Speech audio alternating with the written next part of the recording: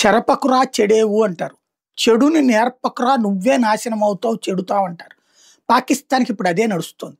భారతదేశం మీద ప్రత్యక్ష యుద్ధంలో గెలవలేక, నైతికంగా గెలవలేక, సైనిక పరంగా గెలవలేక, యుద్ధాలలో ఓటమి పాలైనటువంటి కడుపు మంటతో తమ ప్రజలకే తిండి తిప్పలు మానిపించి, పిల్లలకి చదువులకి దూరం చేసి, వాళ్ళని కాస్త తీవ్రవాదులుగా మార్చి, నువ్వు మతం కోసం చెయ్యి, నువ్వు ఎంతమందిని చంపితే, మన మతం కాని వాళ్ళని చంపితే, మన దేశానికి వ్యతిరేకం వాళ్ళని చంపితే, వాళ్ళందరికీ కాఫీర్లు వాళ్ళు, వాళ్ళని చంపితే నువ్వు స్వర్గానికి వెళ్తావనే ఒక భ్రమని కల్పించి, ఆ భ్రమలో వాళ్ళు బ్రతికేలా చేసి, భారతదేశంలో అల్లకల్లోలాలు సృష్టించింది.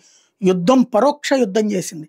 బాంబులతో తముచొస్తూ జనాల్ని చంపే ఒక ఆత్మాహుతి దాడులకి శ్రీకారం చుట్టింది పాకిస్తాన్. పెంచి పోషించింది ఐఎస్ఐ, నడిపించింది తీవ్రవాద సంస్థలు, నడిచింది తీవ్రవాదులు. ఇప్పుడు అదే వాళ్ళకి శాపమైంది. తాజాగా పాకిస్తాన్‌లోని పెషావర్‌లో ఉండేటటువంటి సైనిక స్థావరం మీదకి కాల్పులు జరిగినాయి. యుద్ధం జరిగింది. దాడులు జరిగినాయి.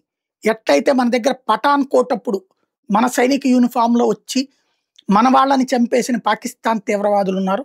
ఇప్పుడు సేమ్ ప్యాటర్న్‌లో పాకిస్తాన్‌లో ఉన్నటువంటి పెషావర్‌లో ఉన్నటువంటి ఏదైతే ఎఫ్‌సి సెంటర్ మీదకి దాడి జరిగింది. తుపాకులతో కాలుస్తూ, బాంబులు వేస్తూ పాకిస్తాన్ సైన్యాన్ని కోస్తూ సాగుతుంటే పాకిస్తాన్ సైన్యం వాళ్ళని తిప్పికొట్టే ప్రయత్నం చేయాల్సి వస్తున్నది. వాళ్ళు తయారు చేసిన ప్యాటర్న్‌లో వాళ్ళనే దెబ్బ కొడుతున్నారు. కాకపోతే అది వాళ్ళే తహరీక్-ఈ-తాలిబ్ పాకిస్తాన్ బెలూచ్ రెబల్సా తేలుతుంది.